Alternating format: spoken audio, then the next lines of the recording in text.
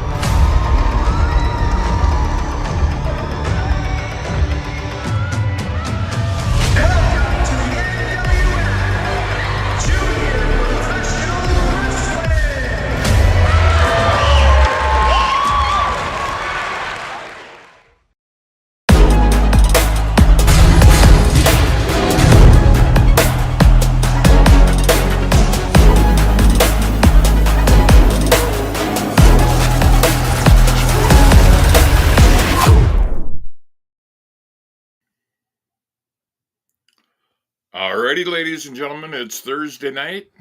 I am your favorite host, Dixie Dave, along with this guy over here. One thing I got to say right off the top here, Crusher.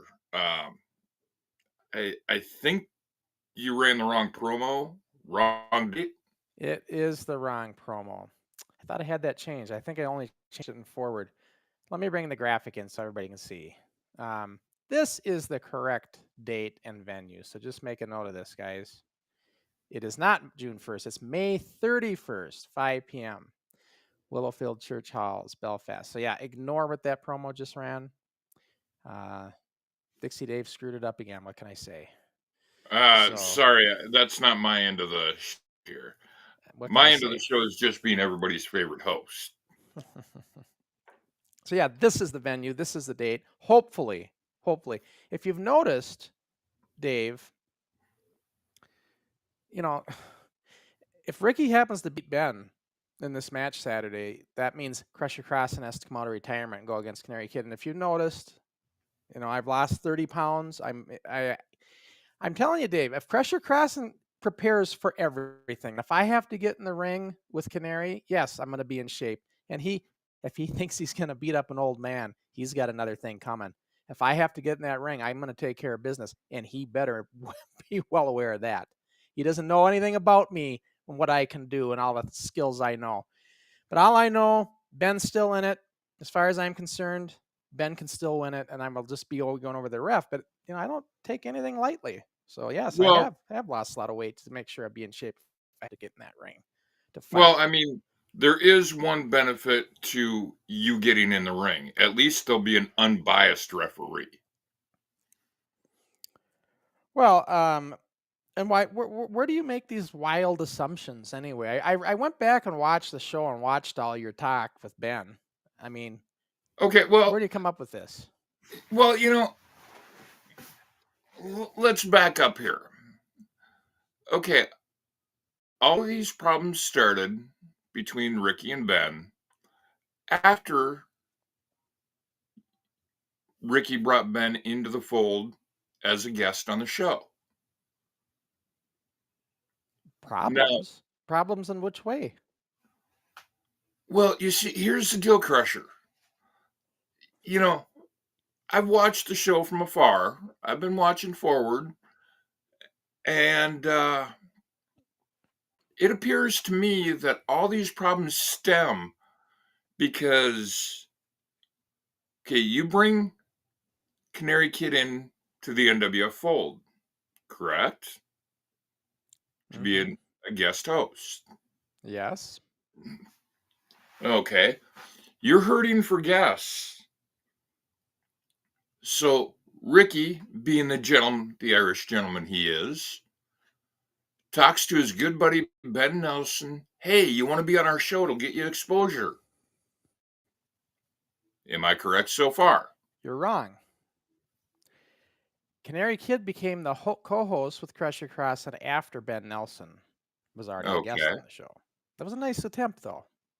Well, you see, here's the thing. You bring Ricky in, then all of a sudden, Ben's talked about more than Ricky. Ricky probably feels like Okay. you brought him in. So you're saying that I've been saying badass Ben Nelson and not really giving Ricky his props, but I've been giving Ben a lot of props. Am I right? That's what you're saying?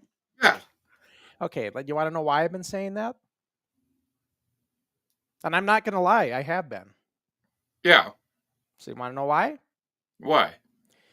Because did you listen to last week's show? Or Gizmo, guys, by the way, welcome back. We see out there, we're going to get to the comments, but me and Dave got to take care of some business because Dave was in there chopping away at the comments last 2 weeks, a week ago? Yeah, a week ago on Friday. Last Friday. So that's what we're talking about. We're going to address this quick and then we'll get to your guys' comments and we'll get the show going. But no, I was going to say the reason why I'm doing that, Dave, is because if you listen to me, what did I tell you Canary Kid's weakness is? Just spill the beans. So you weren't listening. You're so busy arguing with Ben. I knew it. Okay, let me tell you why. Canary Kid's weakness is his overconfidence. It always has been. It's why he lost to Nate Maddox. He thought he could beat him, and he found out he couldn't. He gets overconfident in these matchups. And my fear was he would overlook Ben's abilities, and he'd be overconfident. So what's the best way to challenge somebody? Talk about their opponent. Ricky listens to me, David, you know this. Remember what his drop kick looked like before he met me?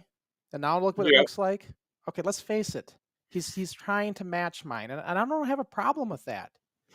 And all of a sudden, he's doing the hamstring pull, Dave. He didn't even know what it was until he watched me and Mr. X. We talked about it. It's all on video. I got the proof. So I know he listens to me. So I just knew. I figured, but Dave, I'm going to agree with you, though. That was a mistake. I'm going to agree with you. Because what happened was Ricky did listen to me, and he took it too far. I thought it would just make him put a fire under his ass, and he would get in there and be more competitive in the one match that we were going to have. Then all of a sudden, it's a best of 3, and Canary takes that advice that I gave him, and he takes it as if he has to make sure he beats Ben every single time and just walks right through him and do it at any means necessary. That's not what I expected to happen. I didn't think he would start getting dirty pool play, which is what he's been doing. So that was my mistake there. I will admit that. See, part of that is I don't know Ricky like you do, so I'm just giving third-party perspective. You see, what it seems like to me is he gets this feeling that with how much you're talking about badass Ben Nelson and Ben Nelson this, Ben Nelson that, you're kind of pushing him aside. Yeah, I agree. So he didn't take it as you pushing him to do better. You're right. He didn't. But here's the thing, Dave. If you knew the Canary Kid I knew 2 years ago when I first saw him, that Canary Kid would have done it all in the ring. Legit. That's his style. That's how his style was. What has happened is he went into pure filth. And I know you don't know these guys. See, I follow the NIPW. Okay? I know these guys. You haven't. Pure filth is one of the worst factions out there. And Ricky picked up some bad habits. And then he's brought them in his new style. And that's what's happening here. So I'm trying to clear his mind of this, and it's not easy. And you're not helping when you go and instigate things. Dave, we got an NWF championship match right around the corner. What do I want? I want to have a good, solid match between these two young kids. Young men. Let me rephrase that. Young men. So that's what I want. That's what you should want. Hey, I want a good match. Then why were you getting on Ben's case? You were sitting there talking about Ricky's better than Ben. Ricky's better than Ben with him, and got him. By the way, Ben Nelson's going to come on this show. He says, I want to come on and talk to Dave. And he's Hey, out of school cool. now this summer. He will be coming on Rewind one of these days, Hey, probably in June. great. So just so you know, you're going to have to deal with badass Ben Nelson. Well, hey, I shut him up in the comments last week, so I don't know about that.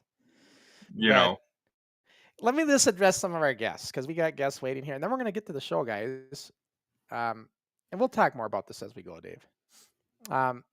Gizmo's back and company. Hey, guys, we made it back. This is the last 2 weeks of recording for the season, so we will be able to start watching all your shows again. The 5 p.m. is a little tough, but it is worth it. And he's referring to the is the 5 p.m. what time we go live in on Forward, I think. Okay. I think. Yeah, 3, 4. Yeah, it'd be so Forward's at 5 p.m. Yeah, that's just for Ricky's benefit, Yep. So, and then I don't know what Sports Talk 170 says. Just says X. What does he want, Mr. X? That was the last show, Sports Talk. They had the tag match last week. Last show with the Barbarians, wasn't it, Dave? Yep. And then Sky Sports Video News says, we are looking forward to seeing all that we missed the last 2 months. Yeah, we had so much stuff going on. All this hype with the NWF belt coming back into play. New champion going to be crowned. Exciting stuff. And probably about, 2 weeks from Saturday, we will have that match. And I love the new opening. Yep. So, welcome in, guys. It's great to have you back. And I'm really looking forward to, this is our first Armory card, Dave, and you were there. Yep, I was in the crowd. But it wasn't. First of all, this is we still don't have a professional ring yet. This is a ring we built for just this event. Right. So it's not a functioning ring as far as the mat. And right.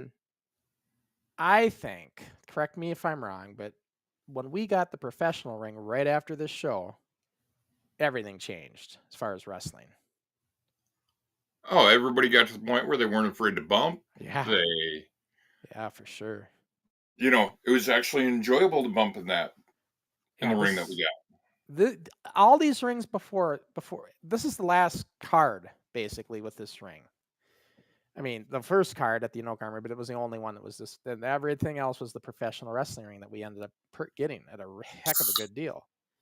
Yeah. And the thing is, though, like Dave's saying, like this ring had give, all the other rings didn't. So a lot of the kids, I mean, I'd take the bumps. A lot of us would, but most of the kids were like, this is gonna hurt a little bit. I don't know if I'm gonna take these big bumps. Right. So you don't get good quality wrestling, unfortunately, in some cases. I mean, I feel I've wrestled in one of the NWF's best rings.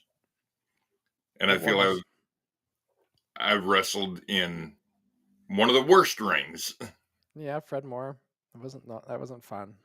And but and then the quality wrestling on this particular show, we're gonna watch the second half of the Anoka Armory.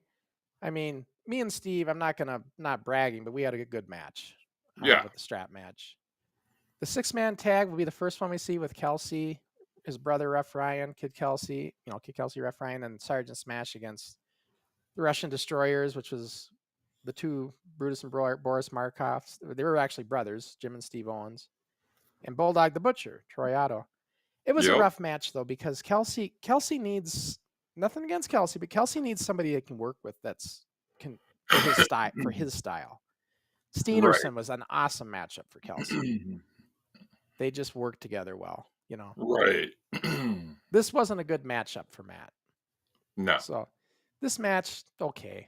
But the last match is the worst. Is the worst. It was supposed to be a damn battle royal, but because the Barbarians broke the ring, they broke the one corner. Initially, we go to 2 10-man battle royals, and then we said, let's just scrap it. We don't want anything to, because we felt the ring would break even more if we had all these guys, all of us in the ring. Right. So we decided to do this bunkhouse match between the Sheik and Bulldog the Butcher, the two worst guys we could have picked to go in there to do a match, but it was a kind of a throwaway match, really. Yeah. So that's kind of the backstory. Okay. So, Hey, Crusher, let me do something real quick before we get going with a video here. mm-hmm. You know, I want to speak directly to Canary Kid for a second. Okay. So, Ricky, if you watch this, you know, I know you're angry at Ben. I know you may have some hurt feelings towards Crusher. What I want you to do, being the Irish gentleman you are, I want you to take all this anger, all this rage that you've had, dump it. Go out there and do your best. Get back to the Canary Kid that we had 2 years ago. Let's see you win this thing good. Yep, and I agree. And I also want to say for Ben that, you know, if Ricky does do what Dave just said, you better be on your A game. And that's all I can say there, because he does have more experience. Canary Kid does. And that always counts. Yep. So let's get on with the watch line, Dave. We can talk more about all this. I'm getting excited, though. I'm going to be flying out, Dave, I think in what? About less than 2 weeks. Yeah. So let's see, because the event itself is 2 weeks from Saturday, I think. Let me look at the calendar. I got to see. Gosh, it's coming up so quick. Yeah, it's 2 weeks from Saturday. So, like, I'm flying out in less than 2 weeks. This is coming up quick. What All day right. you leaving to head out? I'm leaving on May 28th. But I get there on the 29th because I actually fly through the time zone change. Yeah. So I fly out on the 28th and land on the 29th. Right. But I'm sure looking forward to it. It's going to be fun. I don't know if we'll have the kids class like we were planning, just because now that the event got moved to the Saturday, that's when they do the kids class. They can't do a kids class. So I might not do the kids class like we were hoping to do. But so anyway, we'll talk more about that. But let's get the video going. Everybody's waiting to see this. Second half of the show. Here we go. So yeah, second half of Superstars Spectacular 86. Which, if anybody's interested, is available on DVD. And available on the Video Network. Yep. Matter of fact, it just went up on the network today. Both YouTube and Vimeo. This whole event's up there now. For our next match, this match will be the six-man tag team title. Six-man tag title. So yeah, I'm looking forward to it out there, and I just want us to have a good NWF Championship match, Dave. I want them to clear their heads of all this rage and anger they've been carrying around. And I don't know what we're going to get Saturday. You know, Ricky said that he's going to go in there as an angry Canary Kid. He said that much on the end of the show. And if he does, I don't know what the hell's going to happen. We'll have to see. Keaton usually provides me the footage right away, so I'll know. Yep. We'll know by the weekend. But they have that second of 2 or 3 matches on Saturday. And Canary's already talking about, you know, he said on forward, you know, I'm planning on facing Crusher. He thinks he's going to get through Ben. He should be thinking about Crusher. He should be thinking about Ben. You know. That's true. I mean, you know, Canary, you can't overlook any opponent. Yeah. You need to focus on what's in front of you. I hope he does. Just for his sake. You know, the thing with Canary Kid, and Gizmo and all these guys know this. There is Gizmo. Let me ask Gizmo this, and Sky Sports Crew. Do you think there's a lot of similarities between the Canary Kid and Crossen if you were to kind of look at us on a comparison? There certainly is a lot of comparisons, but what Ricky doesn't understand is there's more comparisons than he knows. Like the pressure and stress he's under at that age. I know all too well. Imagine running a league, you know, and having adults even having to answer to you, that was pressure big time. In addition to wrestling. Yep. I'm sure Gizmo and them can see it too. I think they do though, because when I had Canary Kid on, they thought he was like a little, like reminding them of Crusher in the beginning. And I think there is a lot of similarities. So I have a soft spot for Ricky for that, but I don't want to underestimate Ben either. You know, Ben's got just as much of a shot at this. He's just as good. And granted, he doesn't have the experience, but it'll be interesting. So yeah, this 6-man tag. So it's Kelsey in there. Very interesting, Dave. So see how they have the American flag kind of propped up on the corner post back there? Yep. Well, during this match, that flag ends up getting knocked down or falling over or whatever and used as a weapon, and it eventually ends up on the floor. Ooh. And some lady, you'll see her on video, she picks the flag up, brings it over to Jason, and gives him an earful about how that flag should never touch the ground. Well, I understand that. Oh yeah, that's her lesson learned. You don't mess. You know, the American flag is not. It's not a prop. It's the American flag. You know, we should have known better than to do that kind of stuff. Has him off the ropes. Let's see. Gizmo says this to my question. Yes, I can see a lot of similarities between you, the two of you. I would have loved to see the two of you working together back in the day. Oh yeah, Ricky and I talk about that a lot off camera. We've said that would be really cool if it was only possible. Yep. Yeah. You know, he's both of those guys, him and Ben, very talented young men, like I said. And you know, his style, and we've said this before, Dave. Their wrestling today is so evolved. Like his caliber of wrestling is much more sophisticated than what we were doing back in this day and age. Right. Right. But at the time, I would say, like, especially when I was with Sharky, I was as good as anybody at that time in that era. Right. Right. So just like Ricky is today, and Ben. I don't want to leave Ben out.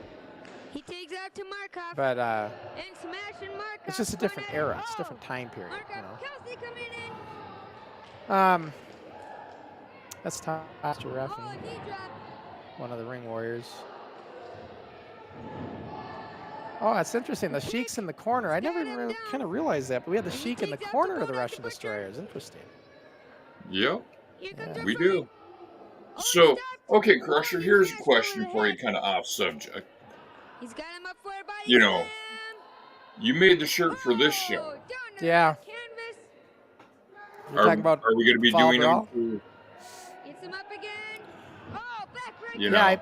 Yeah, my plan was to make a shirt for every Armory event. I just got sidetracked.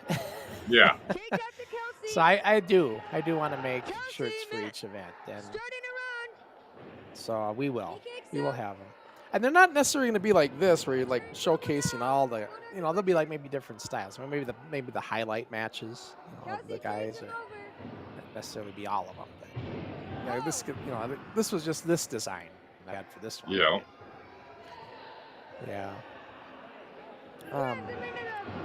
Like I said, Kelsey just needs better guys to work with. Kelsey can do a really good match if he has the right people in there. Squishing him over the top rope. Sky Sports Video News says it's almost like you two are related. It's like a father-son relationship. I think he's referring to me and Ricky. Yep. You know, here's the thing, guys. He's got a claw on him. You know, as far as Crusher Crossen and the Canary Kid, I can see what I see him and the Canary and Ben, they're about to make the same mistake me and Kid Kelsey made if they don't get it together. And I know what that brought. That brought a lot of hardship, and for many, not just the 6 weeks he didn't talk to me, but decades and decades and decades after. That just part of our friendship was destroyed. Yep. So that's the part that they don't realize. They haven't encountered this before. They've never had a friendship this. What can happen to it from a title match. And I know all too well what happens when you put that belt first. And that's what they're about to do. That's my kind of concern. So yeah, if I am kind of a father-son relationship, because I'm trying to help him. Now, I was being really hard on him. Maybe that's not the right approach. Maybe I got to be a little more. Not everybody takes direct, you Butcher know, rams his tough head into love the mat, very well. Sometimes grabs him up. people don't respond to he's that well. headbutted. So maybe I got to make a different approach. I'm going to see what I can do. Oh, But I takedown still to got 2 weeks to Markov. try to fix it. Markov in there. Yeah. And I Well, I agree mean, with you, Dave. it's It was a hard. mistake. It was a mistake of me to say badass Ben Nelson so much. I thought that would fire up Canary and get him to fight harder in the ring, you know, more competitively, and it actually backfired on me because he started Yep. going down the wrong path. So, I don't know. Partly my fault, no doubt about that. Well, not just partly your fault. You know. Kelsey takes out to Rough Ryan. Oh, but that you didn't have anything to do with this last week when you were stirring the pot up with Ben. You got him so fired up he wants to come on this show and confront you. Hey, let him come on and confront me. I don't care.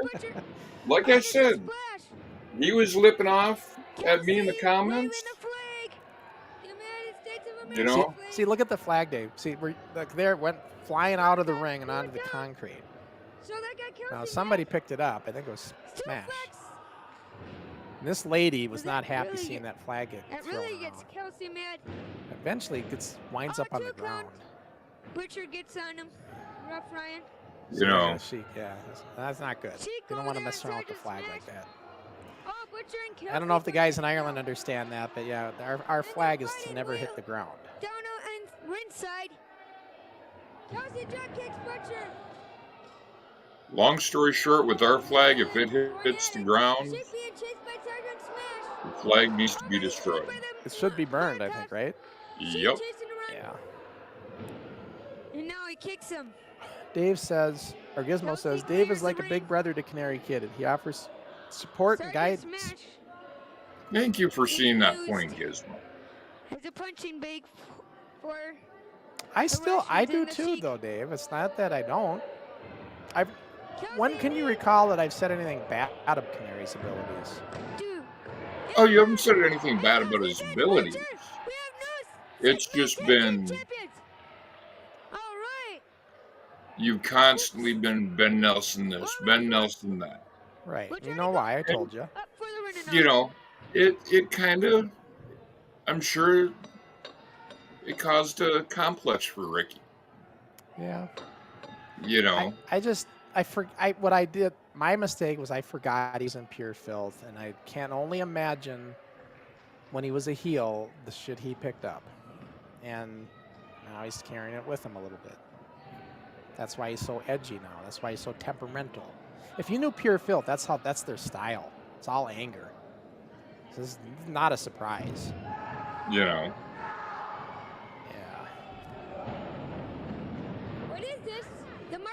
You know, I mean, in all honesty, you know, it's like I said, you know, you got to take responsibility for...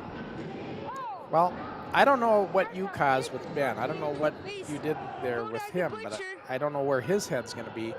I'll tell you this much, though. If Ben comes into this match with anger like Canary does, yep, who knows who's going to win. But if Ben listened to me, hopefully he listened to me. He does the right thing and puts it all in the ring. I would like to say, Canary, I hope you do too, but I don't know if he did. I don't know if that message got to him last week. You know, when he said he's going to go into that match with the anger he has, that didn't tell me, that didn't make me feel good. Kelsey takes her trophy. And that's how he left it with me anyway. So. Yeah. All right, this is the 6-man tags over with. The next match is going to be Crusher Crossen against Pretty Boy Taylor in that strap match. And I'll tell you the stories there. Boy, those straps hurt like hell because Steve made them only a 1/4 inch thick. Everybody who knows a weeping willow tree, and as kids you get whipped with those weeping willow branches, that's exactly what this felt like every time we got whipped. Is that a guy's name? Exactly. Oh, I can imagine. We had red whip marks on our backs and stuff after this, big time. This match coming up. It's kind of nice. We see all the in-between stuff. This wasn't on the DVD. Ladies and gentlemen, may I have your attention, please?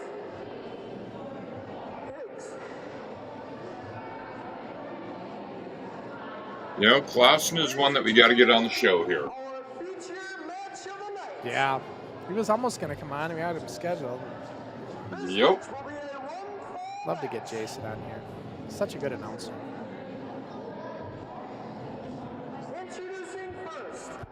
challenger. This really does have an old school feel, doesn't it, Dave? Oh, yeah. Yeah.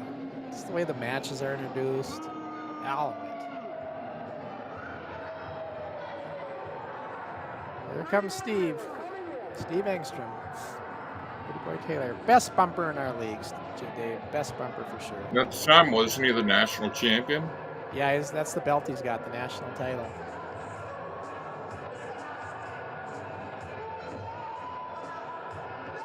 Nice looking belt, too.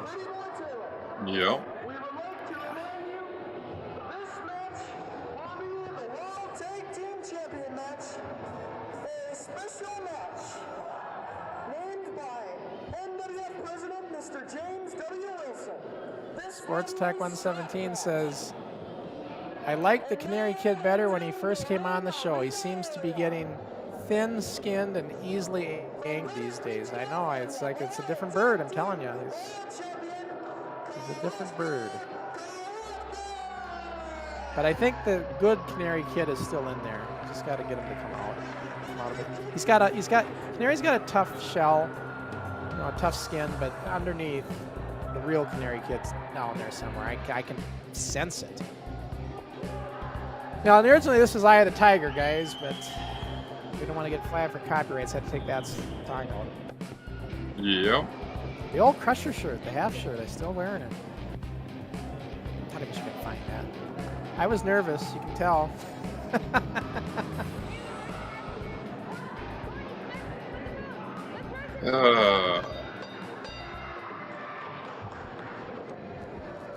You're already going after him with the strap. Yeah.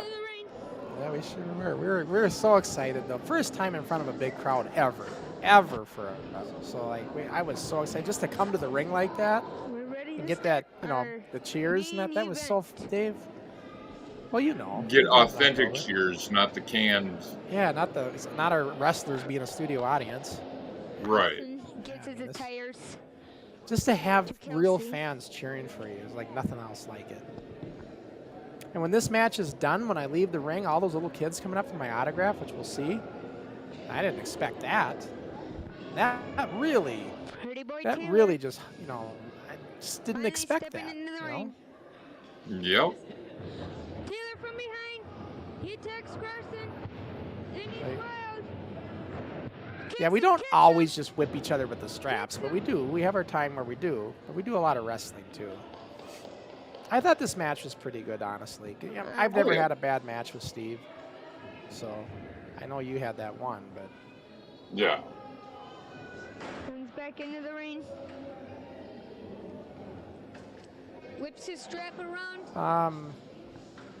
Sky Sports Video News asks, Crusher, did you ever get angry like the Canary Kid when you were younger? Oh, yeah, I did. I certainly did. I mean, I was a heel for a bit. And I had my anger kind of style like that too. So that's why I know what it does to you. You lose focus. But yeah, I definitely did. I can relate to what he's doing. What I really see happening here with Canary Kid and Ben Nelson, both of them, their eyes are fixated on that belt. Yeah. It's a world title, Dave. Canary's never had a world championship. He's had the junior heavyweight championship and NAPW, but a world title, you know this. When you have a world title, when he goes to the other indie feds, he's in, you know, that puts into another tier. Yep. Yeah. And then Ben Nelson as well. If he does it, it's going to put him into another tier. So whether it's Canary or Ben, whoever gets it, you know, it's going to put them at a different level. And we keep saying Canary, you know, got me on this, you know, everybody's talking Canary.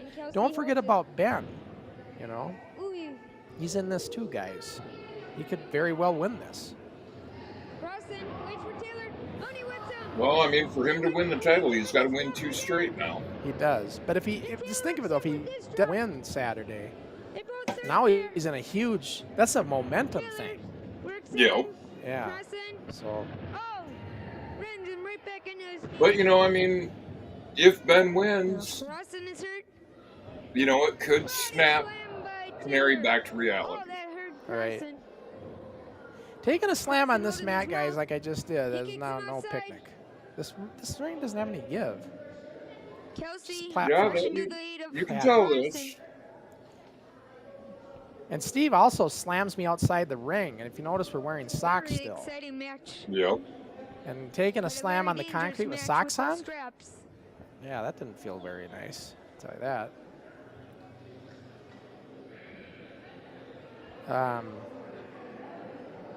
And Crossen circles the ring and goes back in. Trying to get You in the know, ring this without night Steve is knowing what it. Taylor and starts to smash him forward. this night is what put into motion Right over the head. Dixie Dave. Oh, he wants Taylor up. He kicks him.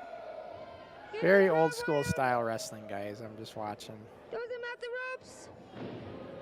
Here comes my drop kick, but the camera didn't get a good shot. It was a beautiful drop kick, though.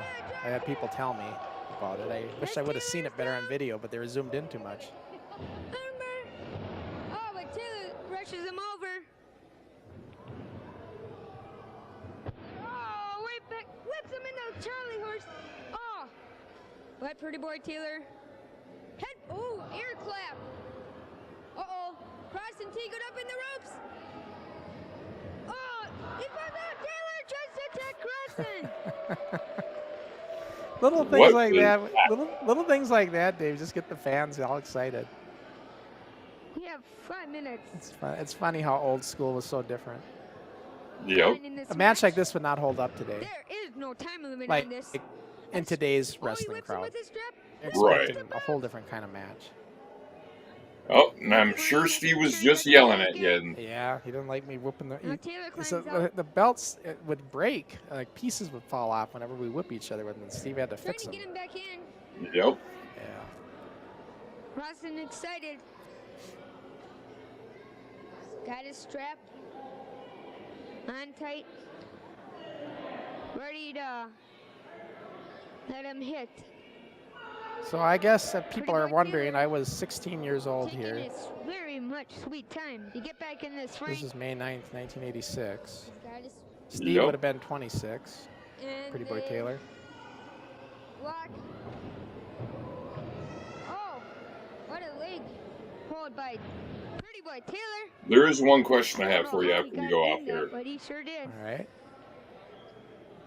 How you doing? Good.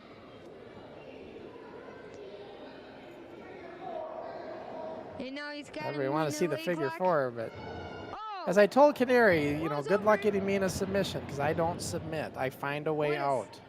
told that And is- it hurts. That hurts. But you do what you can. Grab the ropes like I just did. You got to do what you can to Oh, get and out of these Crossen submissions. hurt. Sometimes you Oh. power you out of them, or you have And to a grab kick. the ropes. To the back.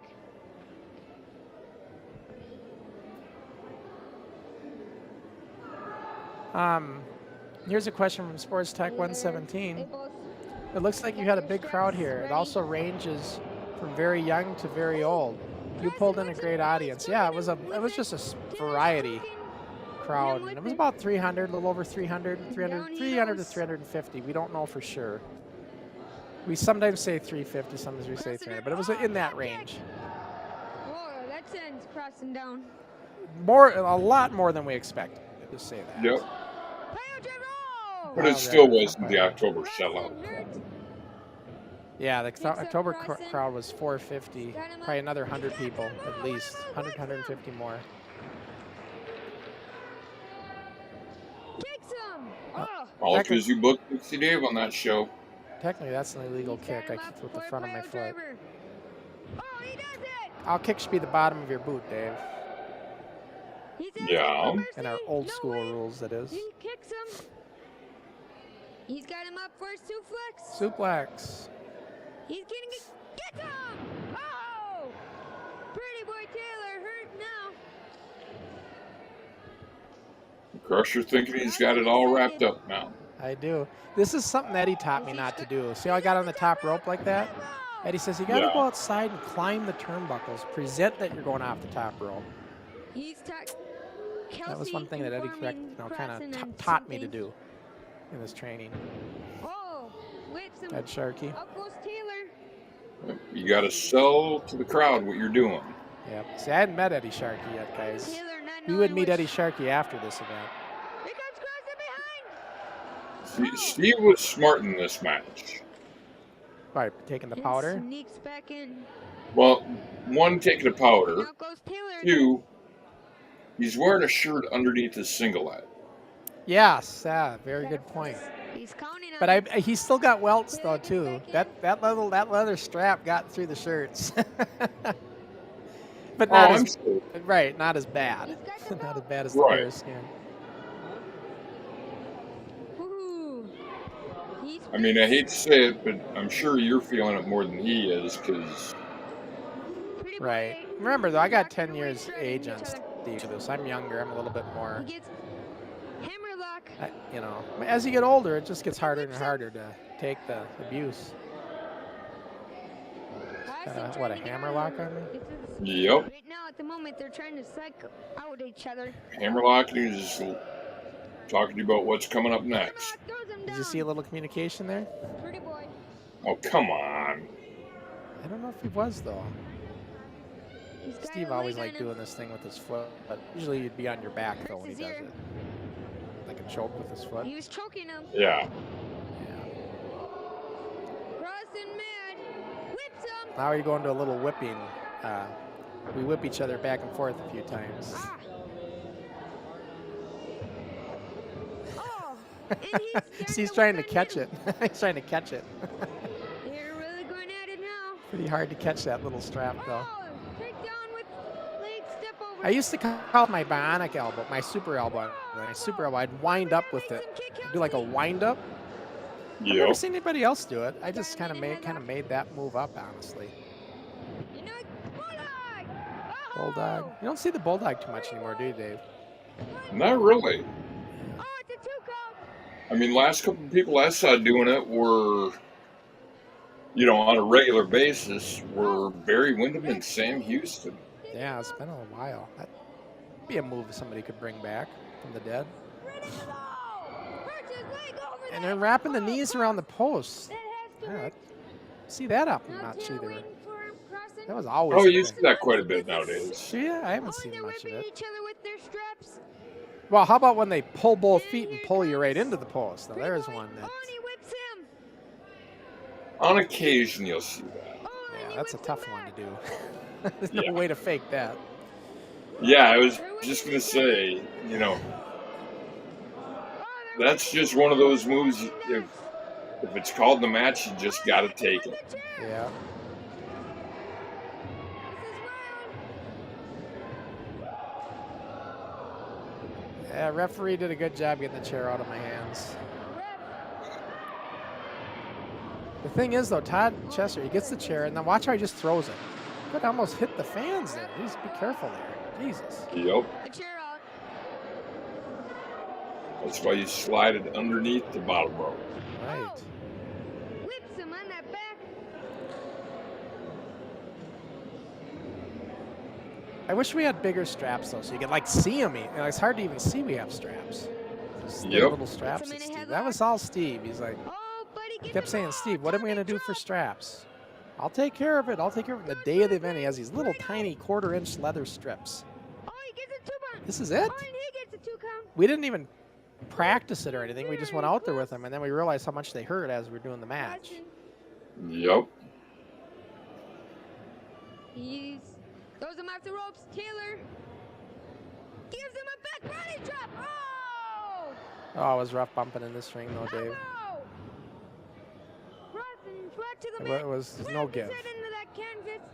And I tell you, that ain't no rubbers. I'm trying to remember which court it is that's. Oh, the corner that broke is the right corner in the front. Rams him into the That was turnbuckle. it was a slammer. It was a Punches him in the head. I think like a Series. belly to back suplex or a German suplex, one of the two that did it. I gouged him with Yeah. the foot. Oh! Brings him out. Whips him. Whips him again. I took Steve's strap instead of whipping him with his own strap. He's dragging him by his strap. Oh, but then Taylor kicks him.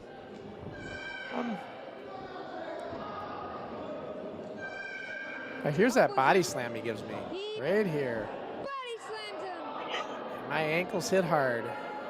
And remember, I only got socks on. Yeah. That was concrete. We had no padding The around the match ring. is over, I think. I think it was a count out. Oh, but Taylor throws a rough out. So yeah, we got a count out.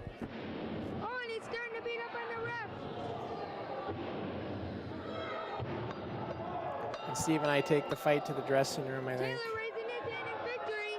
He didn't win. Oh, he picked up the head. That was a block of wood or something I found. I just grabbed it and used it as a foreign object. And he grabs a chair. Oh, and he hits him. And they're fighting outside the ring. Oh, Taylor hits him. Oh, but he hits Crossen with the chair. Right into Threw me right into the table.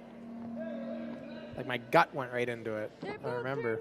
Ladies and gentlemen, there was no winner of this match. Double disqualification. Yeah, everybody was watching what we were doing back there by the table. Stays with Yep. So I have both belts, but I didn't win the national title here.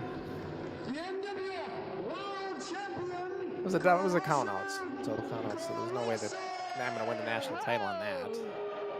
Yeah. Now here's the thing: I leave the ring, guys. Watch this. I leave the ring, and all these kids. There's Dixie Dave, by the way, Yep. and all these kids right away with their program guys wanting an autograph. This just did not expect this. And then the crowd grows bigger and bigger. Even Dave's wanting an autograph. Look at that. Dixie Dave wanting Crusher Crossen's autograph. I thought we'd never get it. But you see it right on video there. Well, that was before Dixie Dave actually existed. Join the league, yeah. I mean, that was such a. I made sure everybody there got one too. I was just so. I just couldn't believe it. I just didn't expect that at all. But you know, that's the thing, you guys. Think about this. We were on cable TV for 2 years before this live show. Everybody watched me, and they were fans. These little kids. Yep. Well, you were one of the mainstays. Right. So, you know, it's not a surprise. But I didn't expect it. I just didn't expect it. It's pretty cool. I always got that too at shows. There's always one or two kids that would want an autograph. Yep. Get some more comments in here. I don't think I brought this one in. Gizmo says, do you guys find yourself now looking back and seeing how dangerous some of your moves back then were? Yeah, piles for sure. Can you mess with somebody's neck?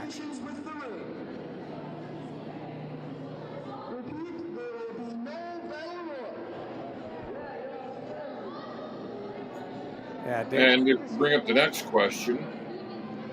And then the next question is From Sports Talk. Sports Talk says, could the fans see what was going on when you guys left the ring? I think he was referring to when we were at the table and stuff, fighting. And yeah, they're all there. They all can see what's going on. I don't see why they couldn't. Special match, not named yet, in 5 minutes. Repeat, one more match. This is where we decided, since we canceled the Battle Royal, we have to do something. So we came up with this idea to do a bunkhouse match between the Iranian Sheik and Bulldog Butcher.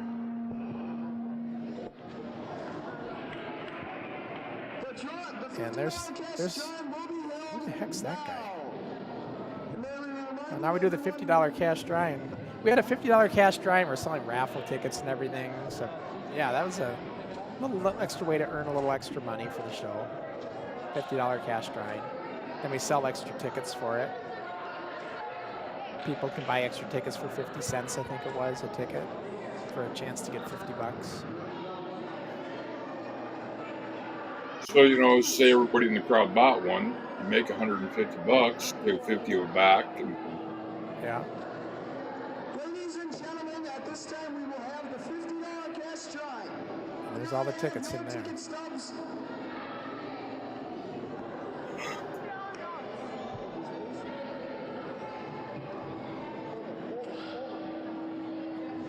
Ladies and gentlemen, may I have your attention, please? $50 cash drawing. Kind of a neat thing. As I remember, we did use it every show. We did it at we did it in July and we did it on October. And I think that was the last. We didn't do them in '87 at all. It was just 86 cards. Yeah. Everyone who bought a ticket is automatically eligible for one ticket. I'm personally contributing the $50 to Anoka for the winner. Right out of my pocket. Introduce the winner. Crusher Crossen donating the $50 personally. $50, ladies and What do you say to that, Dixie Dave? Well, you know, when you pull it out of the attention.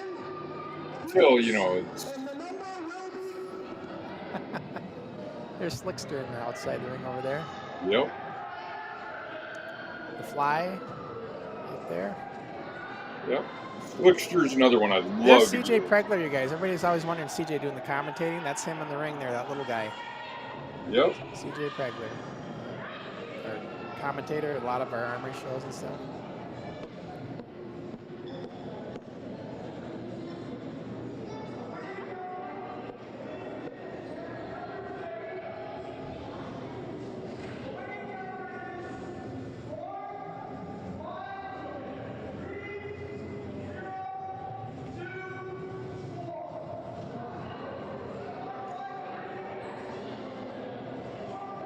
You know, and everybody thought we rigged this when the person who won, Yeah.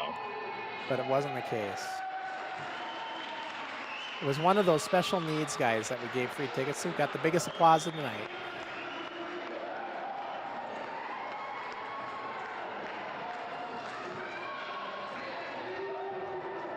Yeah, that was a, couldn't have had that happen any better, huh?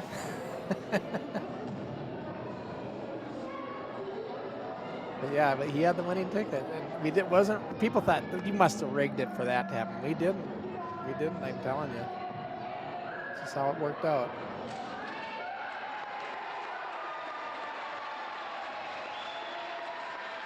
Yeah. Yeah. Wasn't one person not clapping there.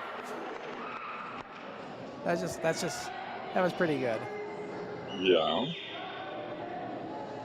Yeah, we're still in that kind of our intermission, so people are up getting stuff from the concessions. And then we're gonna have this bunkhouse match. Last time the NWF didn't get anything for concessions. Yeah.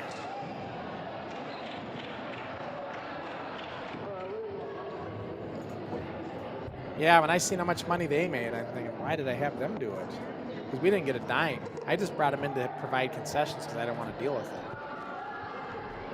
And then I realized we're going to do our own concessions going forward. That's a moneymaker. Yep.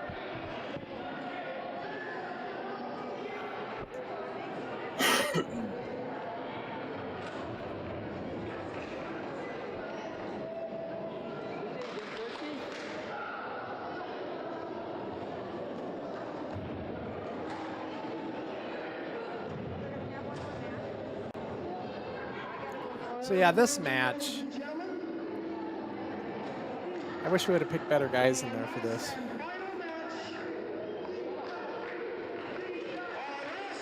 I mean, everybody hated the Sheik, so that part was good. But and he goes against Bulldog Butcher because Butcher left the Russians. They got like he like the two Russians kicked him out, blamed Butcher for losing it, so they kicked him out of it, out of their stable. Yep. So this is going to be like a grudge match between the Sheik and Butcher. But it wasn't the best match. This should have been a battle royal, and that was what we were all planning on doing. The damn ring.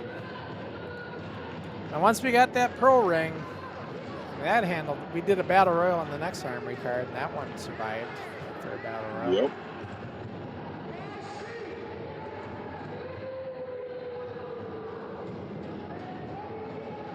This ring was 16 by 16, by the way, guys.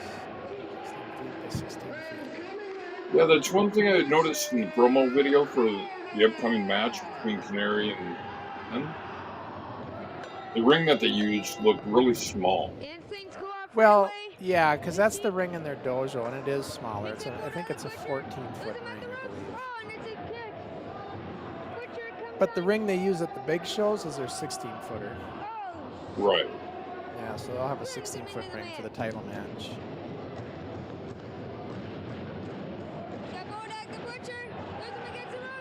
And that NWF title match is what, about 2 weeks away, give or take? 2 weeks, 2 days. Yeah, it's just right around the corner. First time the NWF belt goes on the line in almost 40 years, Dave. And officially, you know, not in storyline, but officially, the first time it's been defended outside the state of Minnesota. Yeah. Officially. Out of North America. Yep. You know, making it a real true world title. And depending who wins it, you know, Ben's planning on traveling with it. Portugal, England, I believe. Possibly Asia with Ben. And if Canary gets it, he's already booked in Canada, so he'd be taking it there if he gets it. Yep. So yeah, I mean, this is like exciting times for the NWF to have the belt put back in. And you know, really, if you think about it, like the NWF title day was the first, really honestly, was the first world championship of indie feds. Yep. Because no other indie fed declared a world title so much. And we were going, you know, we were bouncing between PWA, and I defended it in the PWA, so it kind of went across to another promotion that way. Yep. And so now that we're bringing the belt back to Northern Ireland and letting Canary Kid and Ben Nelson fight for it, they're now going to travel around to the different indie feds they're affiliated. Yep. So, and that was the whole idea, is to create like an NWA championship for the indie feds. That's the whole point of this. So that's, you know, let's see what they do with it.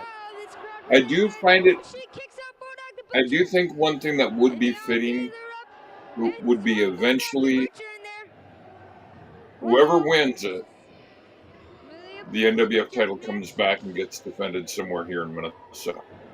Right. And to do that, though, we have to flip the bill because their airfare, they couldn't afford it. Yep. I'm willing to do that, though. And we'll see, you know. But yeah, it would be great to get them to bring it over here for a title defense, whoever gets it, you know. Right. Whether we go to San Antonio and let Smalls get a crack, or CC Carter, or maybe we go up to Pure Pro, and I'm sure Drake would love the opportunity as well, or Tank. Yeah. And Primo's Premier. Maybe CJ Quinn. There's lots of possibilities. So I'd like to say Daryl Becker get a shot at it, but the only thing is Daryl's getting shoulder surgery, I think. So I hope I don't know if he had the surgery yet, but I know he's getting it. Well, if he's had it, you know, prayers for a speedy recovery for him. Right, because I think it's a shoulder anyway.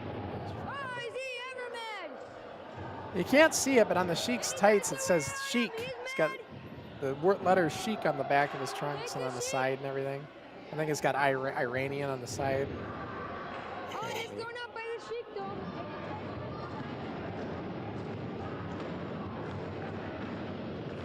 What they're doing is they're chanting Sheik's a freak.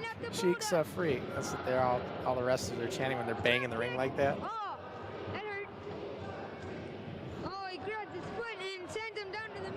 You see, these guys just weren't great at working a match. No.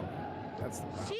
I wish we would have picked, nothing against these guys personally, but I wish we would have picked people that could do something in there. Yeah. Like And seeing that we have a wrestler who's supposed to be Middle Eastern, kind of the Sheik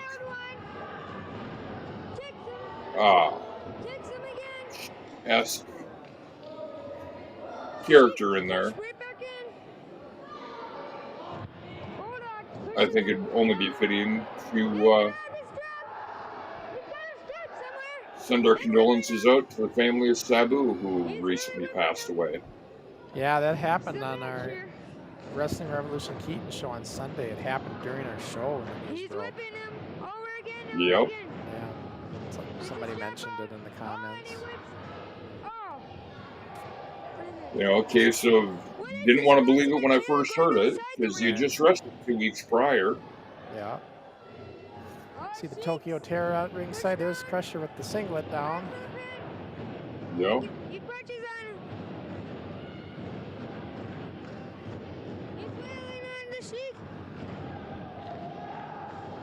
Is that Captain Crunch there? Yeah, that's Captain Crunch, Dr. Destruction, Chad Rancor next to him, Kelsey next to me. There's Smash over there. Yeah, I'm not worried about Smash. Oh, Damien. Okay. So we got a comment coming in. This is actually Damien. So I had to use Gizmo's backup stream name. Mine is not working right now. How many wrestlers did you have active at this show? Well, we were going to do a 20-man battle royal, so we had 20 for sure. Most of us now are, all of us now are around the ring in this bunkhouse match because that's what we did instead because the ring broke. Yep. But it's, you know what, Dave? If the ring didn't break, we might have not got a professional wrestling ring. But the ring breaking, the ABC newspapers, which is the county newspaper, did a big story on the show that we did. Big, full-page spread in the paper. Yep. And they talked about, they, you know, of course, interviewed me, and we talked about how our ring broke. And we couldn't do our battle royal. And we're looking to, you know, get, you know, maybe a better ring or improvements or whatever. And a group out in Hutchinson, Minnesota read that. They had a professional wrestling ring, and they weren't using it. And I think they just thought the fact that we were kids doing this, and we did this, they wanted to give us a deal. It had to be, Dave. Why would you sell a 20-foot steel frame professional wrestling working ring for $300? Yeah. Even in that I mean, time. especially, you know, we've talked about it before, but I'm going to look it up real quick. I mean, back in these days, to get could get like a 20-foot steel ring in this day and age, in 1986, you're talking at least $1,000, if not more. And we got it for $300. I bet it would be like $1,500 actually in these days. So I think they just gave us a deal because they wanted to help us out, honestly. Yeah. And boy, did they ever.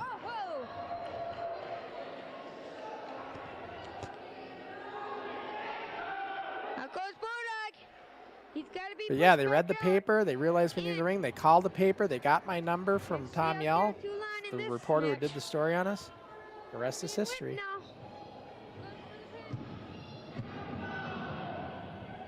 Pretty cool thing to get a professional wrestling because ours broke. If you think about it. Yep. All right, finally it's over. I mean, this match was hell. I see where Ricky. Should I pull a Ricky? Oh, I don't. Okay, what size was this ring that we had? See, guys, that's what Ricky did when I tried roasting him. When I tried showing his early footage, he just took the headset off and, oh no. You remember how he did it, Dave? He's like, oh no. Yeah. Oh no. He knew it was coming. He got off. Okay, Crusher, what size was that ring that we got from? 20 by 20. It's a wild melee. Taylor and Crossen. Taylor picks up Crossen and no, Nathan. And there's so much going on.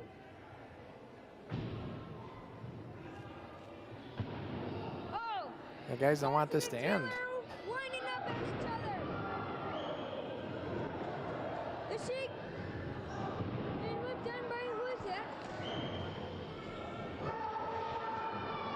And oh my God. So now it's over, but they don't want to stop fighting. Crossen follows Taylor to the dressing room, and he pushes him into the wall. Fights him outside. There's only a few minutes left here, guys. I think. Oh yeah, that's right. Going to be an interview, you guys, of the Tokyo Terror that was never shown on the DVD. I don't think. Okay. Officially, right now, for a 20 by 20 ring, at this exact date and time, is $10,000 plus shipping. 10 grand, huh? Yep. I just looked it up. Hey, here's Tokyo Terror guy. Interview. Well, he's a pretty tough opponent, but if I can work. First time you ever talked English. How do you think you did in your match? Did you like the things he did? Well, he's a pretty tough opponent, I said, and maybe if I can match up with him again, we can probably have a big battle, I guess. Okay, thank you. Now there's Dixie Dave. Yep. Okay. This And on stuff is top of all that- not on the DVD, you guys. And on top of that, $10,000. Yeah. It's standard delivery is $2 per mile. Unless you go pick it up. Well, this has been a Superstars Spectacular night.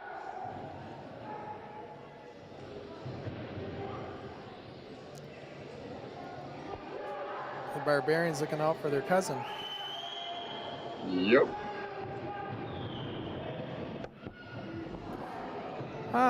That's a question coming in from Sports Tech 117. He says, Pressure, why did you go with the wrestling singlet instead of going shirtless like many of the other wrestlers?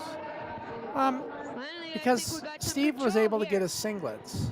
You know, like we all gave him money for singlets, and of course I got mine. Like some of the kids didn't get theirs. He pocketed the money or whatever he did. I don't know what he did. And so I bought a singlet, so I had it. So I had to make it part of my attire.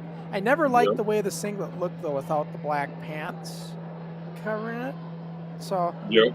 that's why I did the black, you know, tights all the way down, and then the singlet on top. Because I didn't like the look of it.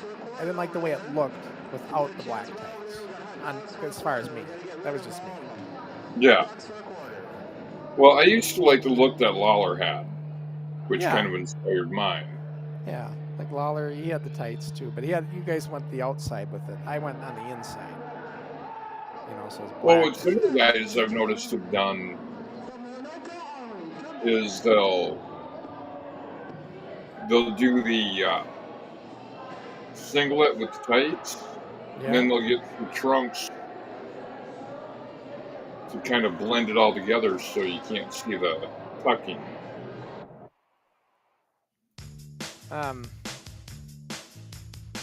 Yep, that's the original exit music. The set music is the music we used for the ending credits of this thing. Oh, I took the lyrics out. That way we won't get flagged.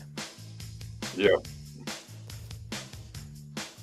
Gizmo says, we all voted and agreed we liked the half shirt the best. I know, everybody likes that half shirt. I wish I still had it.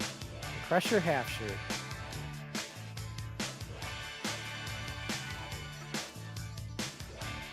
But all in all, it was a good show. I mean, honestly, we had a few sour matches like that last one, but Yeah. all in all, it wasn't bad. I mean, everybody got their money's worth, I'll tell you that. Because if they didn't, they wouldn't have come back to any more shows. You know, question, was the technical engineer, was that your dad, or? That was my dad. Because he helped me.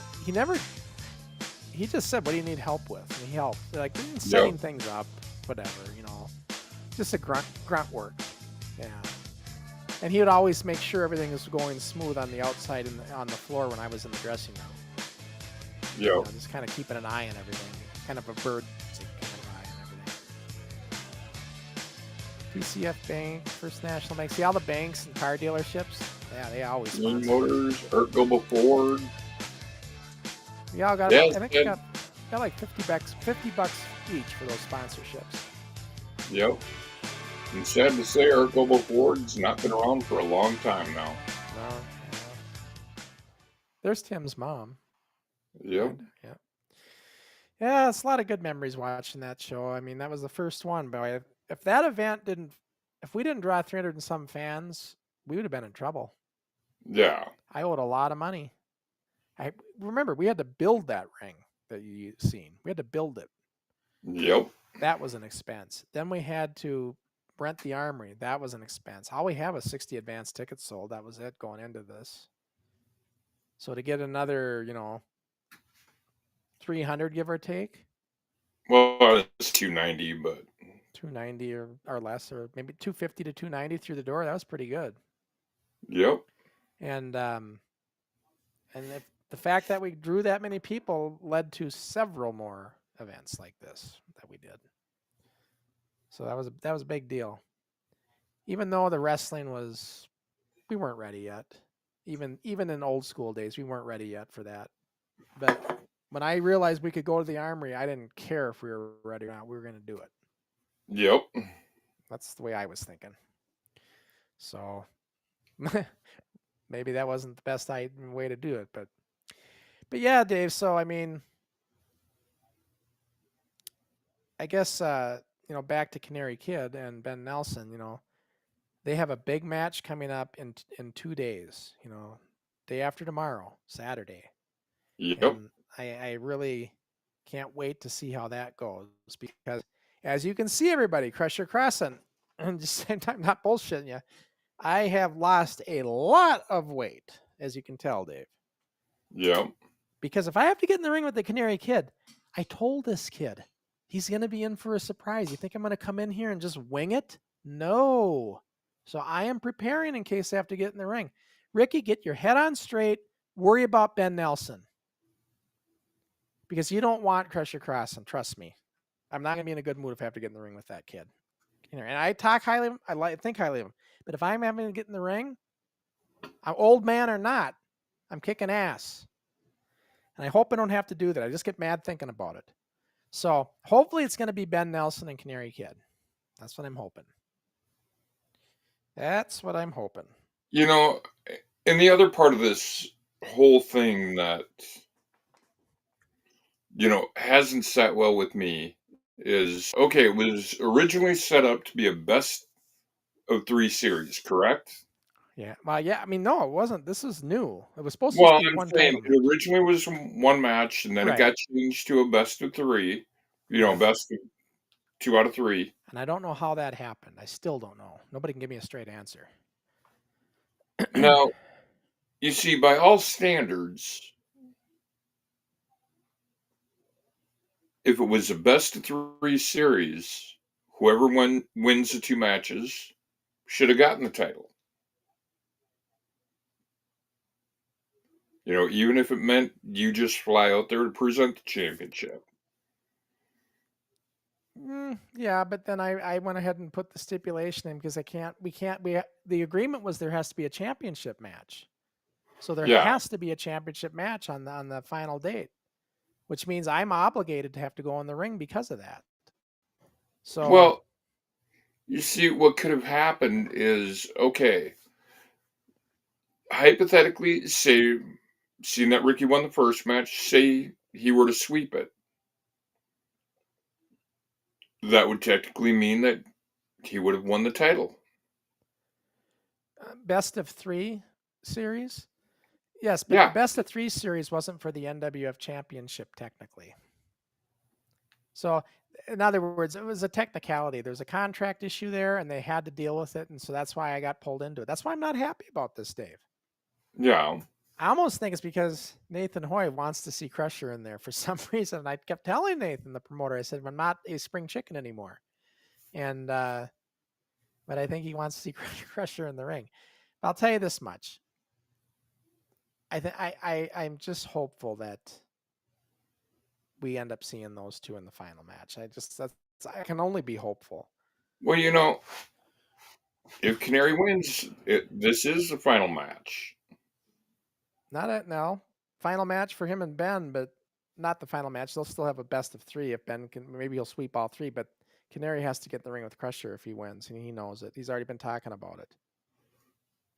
And just so you know, just if you want to see how Canary Kid really feels about getting in the ring with me, just watch when I first announced that contingency plan and look at the look on his face. It tells you everything you need to know. Yeah, he doesn't want to get arrested in Ireland for abusing an old man. That's just a front. No. Dave, I know how to read a poker face. You ain't fooling me. Well, that's how I view it. I know exactly that look, and I've seen that look many times. So, maybe that look was made just to make you feel good. Nah. Canary, the reason he's probably scared is because he's never done well against anybody that's had experience before. So anytime he goes against somebody that's been around longer and had a bit more experience, because Canary's only 3 years in. Yeah. That's always been a kind of an Achilles heel for him, I guess you could say. Yeah. So, But like I said, I don't want to talk about that. I don't think. I'm not going to worry about that. I'm not even worried about that. I'm worried about it for him. I'm worried. I mean, I'm worried for Keaton because Keaton's his #1 fan. You know, Wrestling Revolution Keaton, he just cheerleads. You know why I said he cheerleads Canary and stuff? Look, Keaton loves Canary. He's been his #1 fan since the day Canary Kid surfaced on the scene. Yeah. You're never going to hear Keaton say anything bad. Canary could break every rule, and Keaton would make an excuse for it. He's his #1 fan. He'll never turn his back on Canary. So, and I hold nothing against Keaton for that. You have to have, it's good to have fans like that. Yep. So, just saying. Let's see. Sky Sports Video News says, we would love to see the Crusher and Canary Kid match. Now that would be worth the trip. Oh, I mean, you're preaching to the choir. When we did the What If show with what would happen, Crusher versus Canary, it was a great show. And we talked about that. And, yeah, that would certainly be a good match. Like when I don't know if you guys seen Gizmo and all you guys, if you've seen the show we had with Ace and Kelsey to talk to Ben and Ricky. If you notice, Matt had said at one point, because we didn't hear from Ben much because this internet connection was shot. Right. But with Ricky, says, yeah, this kid would have fit right in with this Ace. I mean, he's got a little bit of me, a little bit of you, obviously a little bit of me. He's kind of a mixture of all of us with this whole style. And yeah, he would have fit right in with that. Like if Ricky was around Minnesota when we were doing this stuff, he would have been right in there, and he would have fit right in like a puzzle piece. Yep. Yeah, there's no doubt about that. And but you know what? It's better he's in the era he's in because he's getting proper training and guidance. We didn't get that. Right. We didn't get something that we would have killed for. Oh yeah. I mean, it took us 2 years of growing pains just to get to the point we're at today with this show, to do a live event. That was 2 years of us going through hell trying to figure it out. Still not officially trained by Eddie or anything. Yep. Now, when Eddie Sharkey, this is how it went. Eddie Sharkey heard, this news got out in the whole area. Jim Mitchell showed up. Yep. Iron Duke at this event. I think you've seen him on video there, even walk by. He's another promoter, just so everybody knows, in the area, and used to wrestle for the AWA and stuff. Anyways, so that news got out without that news traveled, and Eddie heard about this. So when me and Steve finally met Eddie Sharkey a few months after this, he was thrilled to meet us. Dave, why do you think? He saw dollar signs. You bet he did. He's doing 50 people in bar cards, if even that. And he heard about 300 plus. Yeah, he wanted a piece of the action. There's no doubt about that. But you know what, though? I was going to say, though, that 50 people is a bad card for us. Yeah, that was our least. But no, he said that, I was going to say with Eddie, I don't think it was all that, but because Eddie also had admired the fact that I was able to get all this created. There's a sense of admiration from him too, just like Vern had.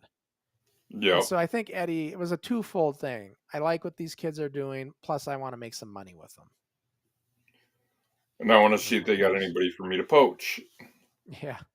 Well, I mean, he trained me, and he started training me and Steve. But I brought it back to all the guys. One of the first things Eddie Sharkey corrected me on was a collar and elbow lockup. We used to just lock up. We weren't doing the collar and elbow. Yep. So we just lock up. And the first thing Eddie did, because Eddie's like, when I went to his training, he was like, I want you to just work a routine. Show me what you can do. And so we lock up our way. He goes, okay, stop right there. And he got up and he showed us, this is how you do it. Collar and elbow. Collar and elbow. That's why it's called the collar and elbow lockup, guys. So that was the first thing, right? So I'll never forget that. There was a lot of, and then a lot of it was just little things like, yeah, you got that down good, but you need to change this or you need to alter that. Just a lot of that. It's a lot of that. And he was never belittling. He was never like, what the hell are you doing? No, he was never like that. He was very professional in his training. He was more the, okay, I see you're doing it this way, but how about you try it this way? Right. And I was like a sponge. I just soaked it all up. But what I was trying to tell Canary when I told him, I said, I see a lot of myself in you. I told him this last week. And the one big difference is I would have killed to have the opportunities you had at 14 of getting trained right. I would have killed for that. And which gives him the opportunity to be better than we ever could. Plus, he doesn't have the problem that we had back then, and that is you can be a small guy today and make it. We didn't have that option. Well, I mean, I hate to say it, but during the training process, I was more willing to listen to you than I was Steve. Yeah, a lot of people, just because of what Steve did, especially with the singlets. That rubbed people the wrong way. For me, it wasn't even that. For me, it was Steve. And this is the first time I'm admitting this to anybody. But to me, with Steve, it's like, why should I listen to a guy who's not even good enough to make it for the AWA? Yeah. He's not a kid, and he could have been in the AWA. But remember, Steve was too small. But what he could have done, he could have got in as a manager. He could talk. He could do that. Yeah. So I don't know why he didn't try to get in there that way. They could have used him, especially when they were struggling. Let's see. Sports Talk 117 says, if you had to compare Ricky to one of your old wrestlers, who do you think would be most like?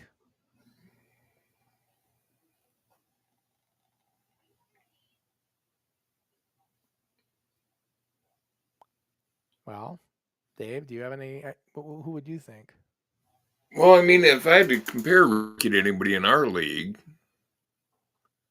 I'd say it'd be you.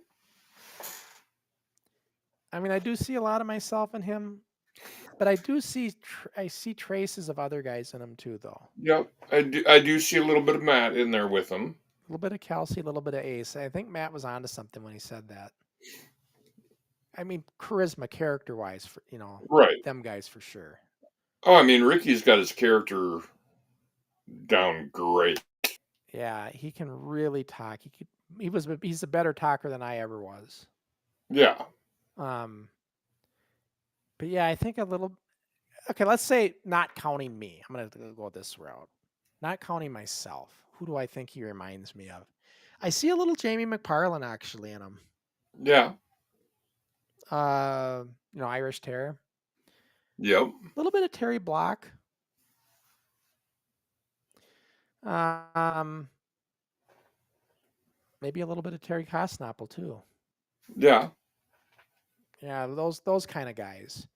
Guys that were that could work really well, because Canary's a good worker. I don't know if you've watched many of his matches. I don't know, Dave, but no, I mean, I've just basically seen what we've shown, and yeah, he's a good worker. When I say good worker, I mean like he knows how to flow a match. He knows how to put a match together. That's a good worker. And he's done it enough, so he should be. He's good at calling a match. Yeah, and not that Ben isn't. I mean, but Ben just is newer at it. That's all. And right. I'm trying to think now. Who does Ben remind me of? Who would Ben remind you of from our guys? Ben Wilson. I hate to say it, I haven't seen a lot of Ben's stuff, so I really can't say. But from what you've seen of him, even in the promo and stuff, like just appearance-wise, long hair. I'd say Ronabomb. Chad? Yep. Or do you mean Chad Rancor? Because you always get those guys mixed up. Chad Rancor had long hair. Yeah, Rancor I could see a little bit. Yeah, I could see Chad Rancor with him. And Chad was decent, like, for his wrestling. Yep. I'm trying to think if I'm forgetting anybody, though. That Ben's kind of got a unique style, though. Ben's really coming along too. Like Ben in the last few months has really gotten pretty good. ever since this title opportunity came out, they both have been stepping up their game. I mean, you just watch the moves that they're doing. I think I seen Ben do a karate off with the guy on the top rope. Yeah. That's pretty good. And now Ricky's doing the Meteora, that flying knee smash from the top. Yep. He's doing that move now. They're both getting pretty good with their stuff, and it'll be interesting to see. Did I tell you, Dave, that this championship match, we're gonna do old school rules, like territory rules? Yep. Yeah, so Yep. I'm gonna bring them. I'm gonna pat them down, of course, and check them for foreign objects. So it's gonna be a real throwback. And I hope I think I had to tell Ben, when I come to you, Ben, you're gonna have to lift your knee up. That's customary, so I can check your boots. Because if they don't have this, they probably hadn't had this done ever. So they got to know how to do this. Yep. But yeah, then we're going to bring them into the center of the ring, just like they do in boxing still. And just so you guys know, wrestling championship matches used to do this too. So we bring them to the center of the ring. We reiterate the details. This is a 1-fall, 60-minute time limit for the NWF World Championship. And talk about the disqualification rule being waived, so they understand that, because it's a vacant title. And then that just means if one of them gets disqualified, the belt will be awarded to the winner. Yep. And then, no closed fists. Open hand slaps, forearms, elbows, knees are legal. All kicks with the bottom of the boot, no shots below the solar plexus. Yep. If you're in the ropes with your opponent, in a wrestling hold of any kind, you have a 5 count to break it. Yep. Very simple.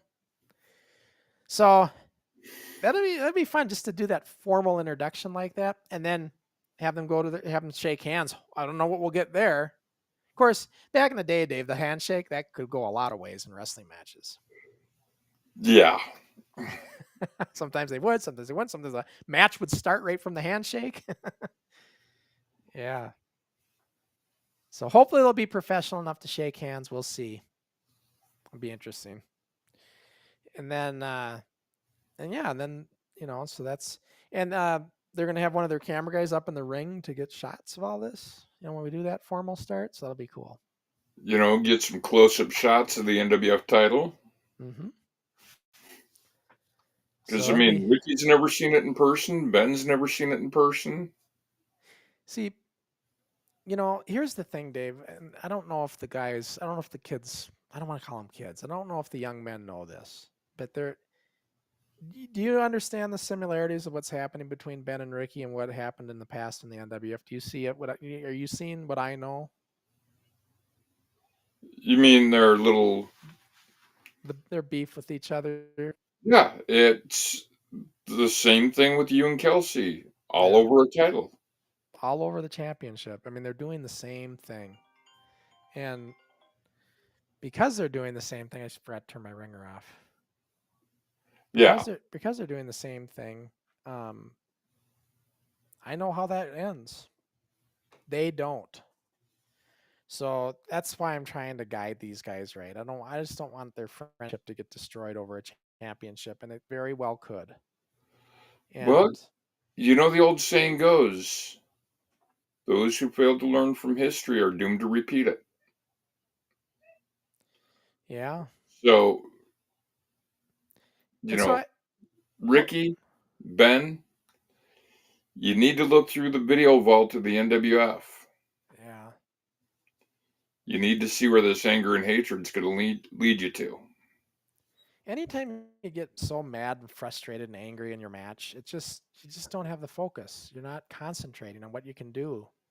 And so that's what Ricky's doing. That's what Canary Kid's doing. He's just, and you got to admit, Ben's doing it a little bit too. No, he is.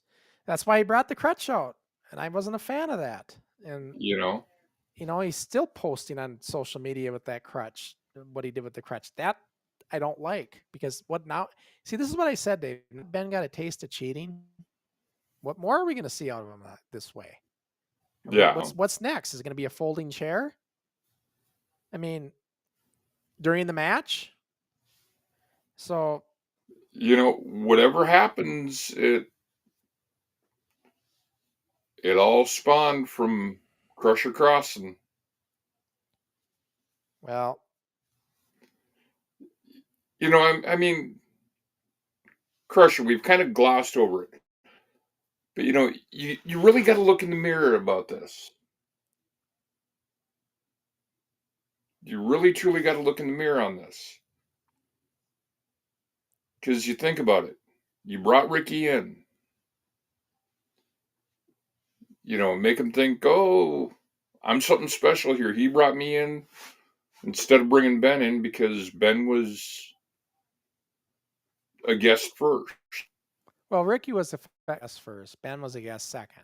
But Ricky Okay. then became co-host after Ben was a guest. You know, but then, you know, Ben comes in and you're all badass Ben Nelson this, badass Ben Nelson that. In your words, to try and push Ricky. To an extent, you pushed him over the edge. Yeah, I can't argue that. But what I messed up, I can also correct. Yeah. So there's still 2 weeks. You know, you gotta back off on the constantly pushing for Ben. You know, I know you say you want a good match. Whoever wins, wins. But, you know, you got to admit, ever since, if you go back and watch all the video, since this all started, you've been rah-rah Ben Nelson.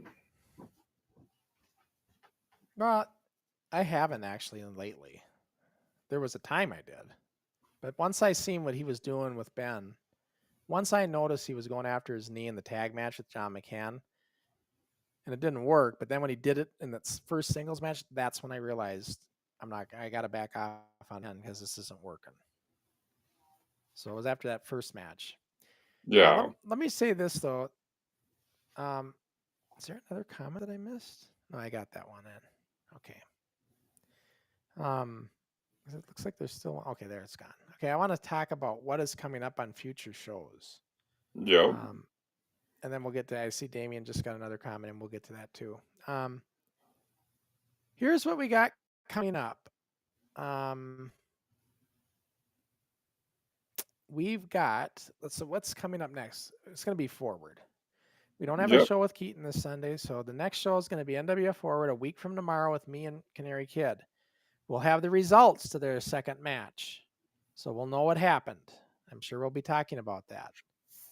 And it's going to be, our guest is going to be Saffron Gear, Tina Louise. Remember, she's commented a couple times, Dave?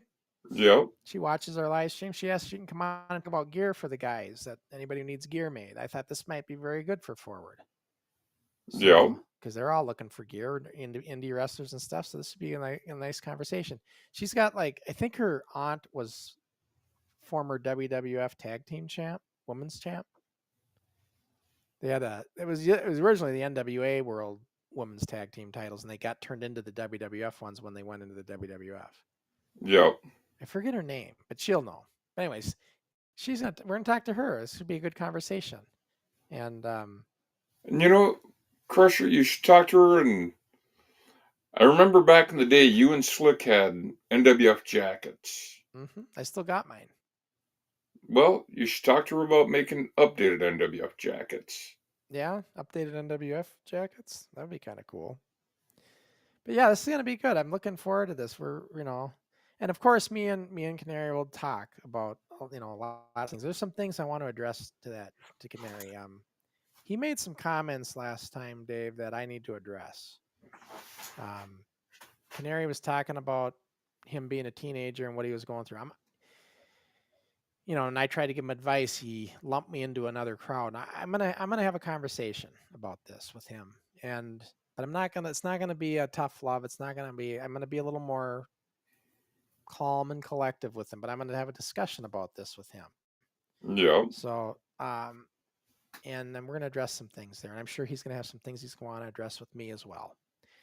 I do owe Ricky an apology though, and I'll do that with him too. Not for what we just talked about, but one thing I noticed I did with him is I cut him off when he was trying to make a point, and I felt really bad after I watched that. I don't want to Yeah. do that. That's not me. That's not me. I'm getting too emotionally involved myself. And so I owe him an apology for that, because he's generally doesn't cut me off. So Right. And, technically, you should tell him, after you and I got a chance to talk about things, you realize your error oh yeah, with I was planning on talking to him about it at some point. And we still got 2 forward shows to go before their match. Yep. And I want to show what's coming up on Wrestling Revolution Keaton, which will be 2 weeks from us, a week from this Sunday. Yep. And it's going to be, what do you know, Canary Kid and Ben Nelson joining Wrestling Revolution Keaton. So that should be good. We'll have a kind of I think the plan here is going to be to try to watch both matches. So we'll be able to see the first match that Canary Kid won and the match they're going to have Saturday. Yep. We're going to try to do watch-alongs to those 2 matches. That's the plan. So we'll be able to see those matches that's leading up to this championship match if it happens. Because like I said, if Canary sweeps it, Ben's out and I'm in as far as the match goes. Yep. And, I think Canary Kid's probably wondering why I've been down 30 pounds, because he's aware. And he's, I'm telling you, Ricky, just worry about Ben. Don't worry about Crusher. Crusher takes care of Crusher. That's why I have to make sure. It's just a security clause. That's all the reason I'm getting in shape right now. I don't know what the heck's going to happen here on Saturday. So, but you just worry about Ben Nelson. 1400 Eastern, so that'd be 2:00 Eastern. Yeah, this is going to be 1400 Eastern on a Sunday. So basically it's at, it's 1:00 my time. It's 12 o'clock. Noon your time. Yeah, it's noon. He has the wrong thing. It's not 12 p.m. Pacific. It'd be 11 Pacific. So yeah, he's got that wrong. Got to fix that. But anyway, Keaton and them make this thumbnail. So that's what's coming up in the next shows, guys. And what was it? I think we had a comment that came in. Let me see here. Yep. You had Damien had Damien. a comment that came, and then the podcast kid. Let's see. So Damien says this. Yeah, I got Podcast Kid coming up after this. Damien says, I think that Ricky and Ben remind me of the 2 blonde brothers you had on your show. He's talking about the Super Ds. Yep. They are full of energy and provide a very good, entertaining, and skillful match. Yeah, we never had the Super Ds wrestle each other. They were twins. But when we had Troy Dazowski, remember we talked about that?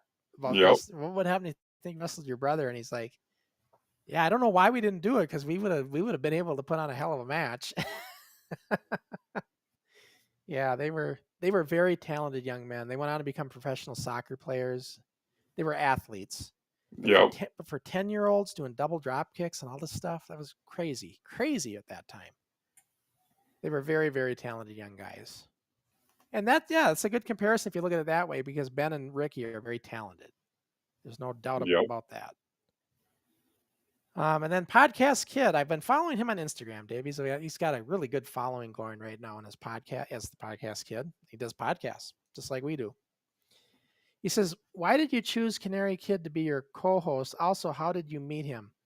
So, okay, I'll tell you the story of this. So how I met Canary Kid is I always would search, and Dave knows this. I always try to search for other kids or teens doing wrestling, because it was, for the longest time, Dave and I, we could never find anything of that. Yep. Because, we did it back in the 80s, and we just, since then, and of course the backyard craze, but we weren't a part of that. But I'm talking about like legit kids doing something more legitimate, or teens. Yep. So I always searched for it, and I came across Subforce Arnie, which was our first guest we had. And then right around that time, or maybe before that, I also came across, and I didn't come across it. I think it was King? I think King Coop tipped us off to Subforce. But no, before that, I did come across Canary Kid, and I thought, and Mitch the Kid, both of them really. And I thought, these guys are young. They're like 16. Canary was 15, I think, when I first started seeing him. And I thought, and when I seen Canary, see, knowing me and what I went through, when I seen Ricky, I thought, God damn, he reminds me of myself. Yeah. You know, I can just see myself here. You know, I did think that. I never really said it, but I thought not just appearance, but like his charisma, his just all gung ho into the wrestling that he's doing. That's how I was. So Yeah. I thought, gosh, I gotta follow. I kept following him and following him. Then eventually I met Wrestling Revolution Keaton after I had Subforce, and he's affiliated with the same group. And I brought Keaton on right away because Keaton was training junior training wrestling. That was perfect. That's Yeah. we're looking for guests at the time that way. So I brought him in. And when I had Keaton on, Ricky watched show and he commented and stuff, thanking us for using his match footage.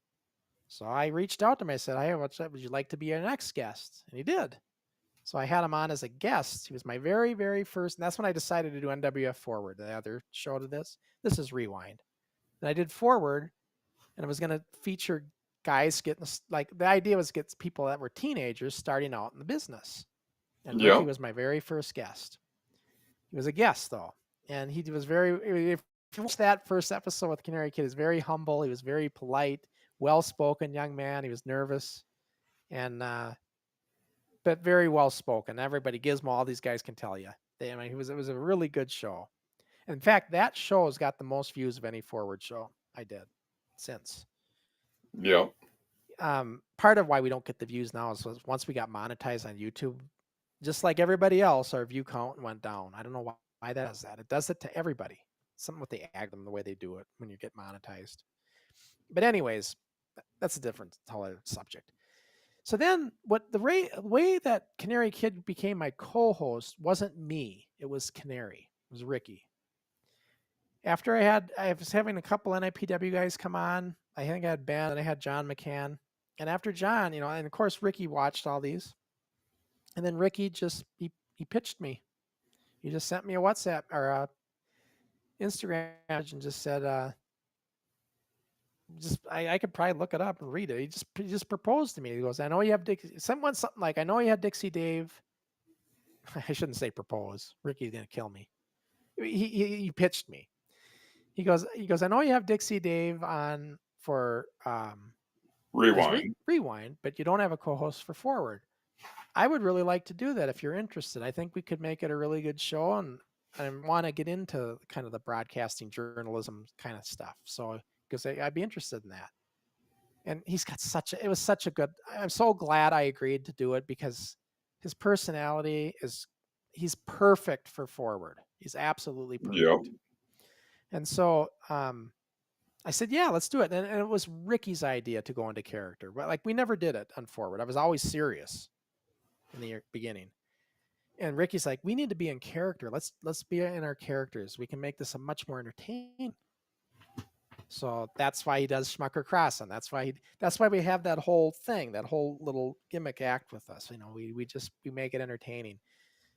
I'm gonna lift the curtain up a little bit here. You know, Ricky and I talk it out. Like I usually give my heads up. I say, "Ricky, I'm gonna go here. I'm gonna go there, and I'm gonna start going into this direction." And then, you know, so you just feed off it. And we don't tell each other what to say. I just kind of let him know where I'm going. Then will let him know how to react, or he'll let me know where he's gonna do. We just kind of do that, and then it just works. We just work together. You know, it works well, just like you and I. Yep. And I mean, I'll admit I don't watch a whole lot of Forward, but you know, I do catch it here and there. Yeah. And kind of like you and Ricky do, we do our character work here, you know, lifting the curtain. Yep. We talk behind the scenes, let each other know where we're going with things. And Mm-hmm. And you know what the biggest compliment I've gotten from all the indie guys? what's that? What they like about Forward, like with me and Ricky? They like that we're bringing kayfabe back. Yeah. Isn't that interesting? And I think I'm going to get interviewed with Johnny, and he's one of the guys who said that very same line. And I've heard this from others too. I even had somebody tell me, "Dave, you're being too hard on Ricky. You need to ease up. You're just being too hard on him." Okay. Yeah. So, you know, I guess we're doing our job, I guess is what I could say to that. You know, here's the way I look at it. some say kayfabe is dead. Mm-hmm. Not in our world. So, and I'll tell you something. Ricky had a line on the last show that I kept a straight face, and I don't know how I did because inside I was just losing it when he made that comment about you've been so far up Ben's ass, it's like a colonoscopy or whatever. I Yep. forget how it went, but oh my God. He is so witty. He can come up with that shit right on the fly. I don't know how he does it. But anyways, Well, here's another little bit of curtain that we'll pull back. yeah. You know, this whole shtick that we did today with me going off on Crusher about him being, to quote Ricky, up Ben's ass, Yeah. was supposed to be done last Friday, but due to technical issues, we couldn't do it. Yeah. And We figured out what it was. I hate to say it, but if I would have made the show last week, it would have been the NWF Universe's wet dream. Well, there's Canary always Kid, Canary another. Kid, and Dixie Dave on the same screen. There's always going to be another chance to do that too, though. Who knows? And Oh, yeah. Ben's serious. He's going to come on a rewind. He wants to come on with you. I had to do it. By the way, Dave, just here's some. Not that everybody needs to know this, but we are going to be our contract with EV Mux, which is what we use for streaming, is up June 25th. And there's been a lot of issues with EV Mux getting guest links to work, especially with the guys in Ireland. Like some of these servers block the dang site. So that's causing people not to be able to get in, like Hammer and stuff like that. So we're going to switch to StreamYard. We're going to go back to StreamYard because with StreamYard, I did a test with Ben. It works just fine where he can't get in on ours on this Wi-Fi. He can on StreamYard. So I'm going to switch to StreamYard. And then what's nice about StreamYard is our guest links. They're always the same link. So I just have to send one link to everybody and they can all come in with that same link. You put your name, you put your title, and then you're in. When you log into it. So it's like that's nice. We originally started with StreamYard. Yep, we did. And Crusher thought EV Mux was going to be so much better. It is. It's just the issues with the people, the not be able to connect. That's been a real problem. So not just Ben. It's been a lot of people that we've had this with.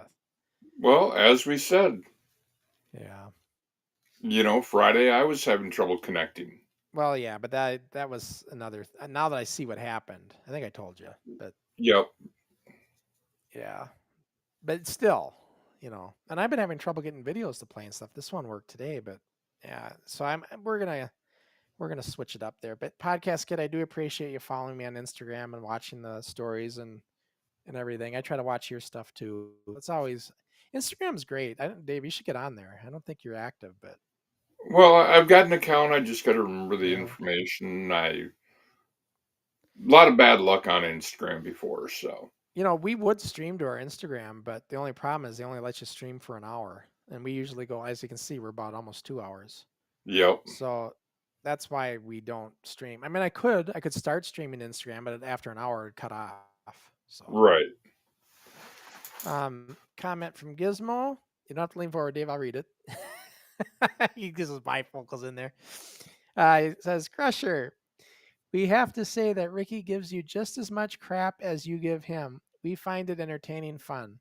I don't think you need to change too much in the show. You two are great together. Yeah, no, I mean, you're always going to have, this is what I can guarantee you with Canary Kid and Crusher. You're always going to have the chemistry with us. We're not going to ever lose that chemistry. We know that people like that. So we're never going to get rid of the chemistry with us. It's just the way it is. It would be very, if you think about it, if we had Canary Kid on acting like he did when he was a guest, that wouldn't be entertaining as much. No.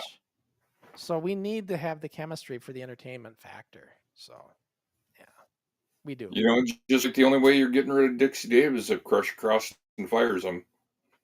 And I'll tell you something, guys. This young man, Ricky, and when I don't talk to Ben as much as Ricky, because Ricky's my co-host on Forward, but I'm just saying for Ricky, he's probably got like, you know how Hernandez says Officer Smiles has got an adult mind in this little kid body? Yep. I can make the same argument with Ricky. Yeah. So, I mean, I I don't know what mean, it is, but they do. the size would be a mismatch. Yeah. But I think a match between Smalls and Ricky would be amazing. Oh, it'd be great. And but not just the wrestling. I'm talking like just his actual real life personality. He is much Right. more mature than you would ever think. We talk a lot off the show. I'm just saying. Right. That's something that's a compliment to him.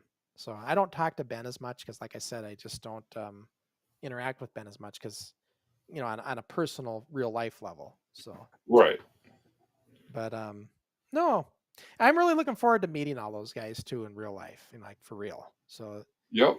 that's just as exciting as getting in the ring and reffing again. And then to be able to get in the ring and ref again, just to get in the ring, just to be in the ring is going to be something special. It's gonna be Oh, the first time I'd love to be able to just get in the ring and run the ropes. Yeah, I mean, You yeah, it's going to be a fun time.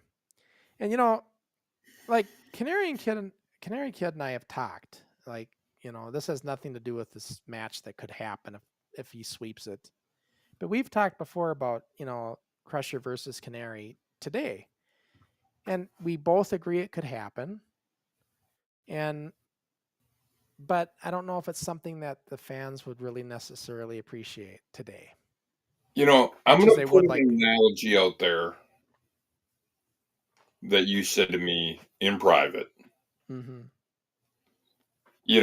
Truthfully and honestly, we don't want to see Crusher be another Ric Flair. Yeah. I never enjoyed Ric Flair's mid-50s matches on up. You look at it, he was 74 years old when he had his quote retirement match. Right. That was a few years after he had his retirement match with Shawn Michaels. Yeah. I mean, Michaels, wasn't he in his 50s still? Oh, 50s or 60s. Yeah. So, like, when he was in his 40s, he wasn't bad still, but... Oh, I mean, I love Flair's 80s stuff. The 90s stuff was good still. Yeah, 90s was when he's in his 40s, I believe. But, seeing him getting back in the ring in the 2000s, just, no. Yeah. I mean, is what it is. I don't want to be that. I've always said that, Dave. I don't want to be that guy. I want people to remember me for what I was. Here's the thing about Crusher and I. We both realize our time has come and gone. Yeah. We want to remember the past, which is why we do Rewind. Take a look back. Reminisce on the good times that we had. Mm-hmm. But we also, part of the reason we brought this video network out is to promote the future. Especially with Forward. We enjoy telling our story, but we like hearing other people tell their stories, what brought them into the business. Right. And you know what I like? You know what I like the most about this crowd today? Pure Pro, San Antonio, Northern Ireland, Mitch the Kid and their group in Full Tilt. They don't judge us just because we were not self-trained in the beginning and didn't really know what we were doing at first. Right. And weren't as good as they are today because it's old school to begin with. They don't. Right. They don't like belittle us and like say you're just not worth anything, like that crowd did from the backyard days. Right. I'm talking about those purist wrestling fans and all that. They did just with a fine tooth comb, But we don't get that from this newer crowd. They look back at it and they just see the passion. They can see the passion we had. I've said this before and I'll say it again. You look at it, anybody who's had any real association with the business. You know, yeah, they may look at our abilities in the ring, chuckle a little bit, but they look deeper into it. They look at the passion that we had. They look at the drive that we had, and they appreciate what we've done. Right. I mean, I hate to keep going back to it, but you know, you look back at you going to that convention. Where was it? Out in Maryland? Yeah. You and Abdullah the Butcher had a long conversation.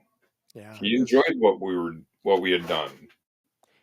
Every time I was able to talk to the wrestlers personally, yeah, they were fascinated with what we did. Yeah. Once they understood what we did. And what they were fascinated about is that they'd never heard or seen of anybody else ever doing anything like this. Right. I mean, we were, you know, not to pull a Barry Horowitz and pat ourselves on the back, but we were kind of revolutionary. Yeah, We were innovative. I mean, honestly, in the 1980s, find me another, Canary always says, find me another 7-year-old doing what I'm doing. Hey, go back in 1986 and find another 16-year-old promoting kids pro wrestling and making 300 and some fans show up. Find me that person, please. Because you're not going to. We were that one of a kind, Dave. We really were. Exactly. So, and I mean, not trying to toot our own horns here, but how do you say, Dave? Toot, toot? Yeah. Yeah, and just not to belittle the number that you just said. Yes, at this show we brought 350 people in. But then you look at it. We did the October, we did the July show. That one kind of flopped. Well, 50 people, not bad, not really bad, but I was disappointed, yeah. And, for us, a flop was a 50-person crowd. Right. Which for an indie fed, that's a good show. Yeah. But then you turn around, you get October, 450 people packed the Anoka Armory. Yeah. Yeah, I mean, that was quite something. And, but you just didn't see, there was no other kids doing this. Not like this anyway. Now with a cable television show in 22 states. And exactly. And everything else. And you talk about pressure, man. Like, I know Ricky talked about it, but I'll tell you something. Yeah, there was a lot of pressure on me. I had everybody coming to me, and then eventually adults coming to me for direction. Yep. When we started having adults in with us, wrestling, we were starting to turn into an indie fed. Yep. So it was, it was quite the time. And I'm not. I guess I should maybe I should be talking about this more, but the reason I don't is I'm a little bit more humble with it. Honestly, I mean, I know people think Crusher's got a big, Crossen's got a big ego. Sean Crossen's pretty humble. Is that a fair statement? Yeah. Yeah. This is the first time I've publicly said this, but had Steve and Larry not stolen the ring, kind of crushed your passion for the business, who knows? The NWF could have turned into one of Minnesota's #1 indie feds. Right. Yeah, Steve and Larry, if they wouldn't have been such a takeover mentality and just worked with me and let us develop and grow like we were all doing all along, yep, that might have took a different course. Because the problem with Steve and Larry is they didn't know how to run a league. Exactly. And that's why their NCWA completely bombed, and then Jim Mitchell got his hands on it, and the rest is history. And it bombed overall. Well, I don't know how long it went, but it went for a while. But I can almost guarantee they didn't draw the crowds we did. No, they were up in the same area as we were too. I don't think anybody drew the crowds we drew at the Armory. I don't think since. Honestly, I don't think any indie show in Minnesota drew that kind of crowd, except maybe Eddie Sharkey when he went to the St. Paul at Armory. He had the Road Warriors and stuff. That one might have drew a little bit better. But But then you're dragging in national names. right. And people say, well, what's so special about you at being 16 and getting all these people to shop? Let me tell you guys, it's like this. If you have a cable television, we were big on our cable television show. So if you have a cable television show and you're broadcasting every week in every market in the metro for sure, along with all these other states, but the states is just exposure. But in the metro, and you really get your reputation out there and you get people tuning in, then you announce you're going to do a card at the Armory. That's why you get 300 people showing up. That's the kind of audience you have. It's not a rocket science here. And then just capitalizing on that. I mean, I was 16 and nobody told me how to do it, but I figured it out pretty quick. We need to get sponsors. We need to get our name, get the name out as best we can. So let's go to the radio station, give away free tickets. This is all marketing stuff. Let's go and send our results into the paper. They'll print them. Yes, they will. They do. And so they did. And then they'll put Spectator Sports. And we just do all these different avenues. And let's push advanced ticket sales. Let's ask the bank, will you sell tickets? It just takes somebody with just a go get them. What's that? A little bit of moxie. Yeah, moxie. People ask what was special about us. We're 16-year-old kids. Well, Sean was 16. I was 12, 13. Yeah. Anywhere from 12 to 16. We were kids running a business in a man's world. Right. And we were successful. What's that? And we were successful. Yep, it was but it wasn't. Don't think it was so easy too. There were hiccups, man. Insurance company difficulties trying to cancel our homeowners insurance. Scott Tronson at the cable company, among other things. I mean, we had our roadblocks all the time. You look at all. I dare anybody to read the book and not realize what was special about us. Yeah, it was a special time. The only thing I regret, Dave, is I personally regret now. I was born about 10 years too early. Yep. Because if I would have been another 10 years and Waltman did his thing, there would have been an avenue for me to the big leagues. Oh, yeah. There just wasn't, though, for my time. I mean, there's nowhere to go. Nowhere to go after Eddie. That's I hate to say it, but Waltman was kind of the gateway for the smaller man to become a pro wrestler. He was. You can also argue Lucha Libre a little bit too, but really it was Waltman. And and everybody owes him. For every small guy owes him a thank you. Yep. No doubt about that. And if you don't think so, look, you do your history. You had to be over 200 and some pounds at least to even be considered. The people that really paved the way to me for the smaller guy to be a pro wrestler were two guys named Sean Waltman, and Shawn Michaels. Yeah.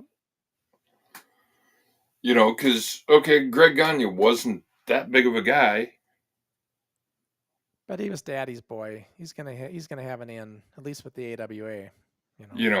He never made it beyond the AWA.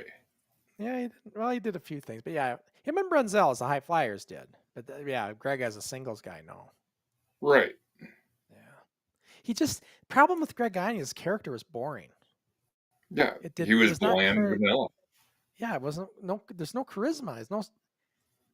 Imagine what Vince could have done with Greg if he could just tell Greg how to do his gimmick. I mean, he probably could have made something out of him. Because Greg could work. He just didn't have a character. But Vince was also known for tearing people apart. Right. High Flyers were great. I didn't have any as a tag team, they were great. They were a good tag team. Yep. They worked there. But I guess, Dave, we can kind of get over an hour, over 2 hours. We usually get done with a little under 2, but we ramble on sometimes, so. So yeah, guys, I want to remind everybody it's coming May 31st. If anybody can get over there, man, this is tickets are on sale now. You can get the tickets. And just so our fan base knows, due to Crusher's travel plans, we're supposed to have a show in 2 weeks. We will not be live for Rewind until the beginning of January. June. Or June, excuse me. This is your last Rewind for the month. Yeah, for a You while. won't, you won't see Dixie Dave again until June, unless Dixie Dave decides to sneak in on one of the forward shows. But Yeah, and we should be on StreamYard probably by the first part of June, I think, as I don't want to do it right on the cutoff. I want to make sure I get it set up and working, yeah, all that stuff. So, by the way, we're going to do an NWF Forward show after our one with Tina coming up next week.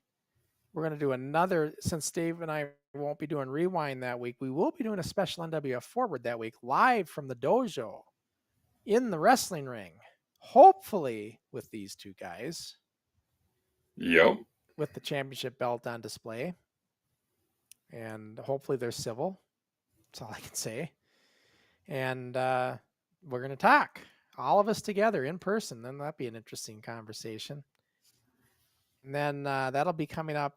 And that's going to be a special time, though, you guys. That's going to be 7 p.m. Ireland time when we do that show. So that'll be kind of a special one.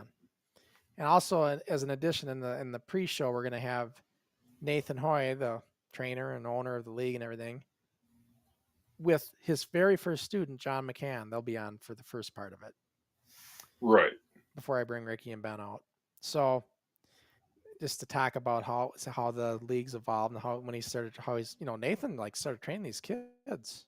He started training them. He's one of these he's one of these pioneer trainers that's taking a chance on young guys to do it. It's one thing I love that I see going on right now Yeah. is you get these people like Nathan Hoy. You get these people like Hernandez. Yep. Joe Bird. Joe Bird, these guys who are willing to take a chance with these kids. Daryl Becker and Primos Premier. Joe DeFlacco down there in Las Vegas. You look at it. One of Hernandez's good friends, Homicide, when he came down to San Antonio, he's like, why are you messing with these kids?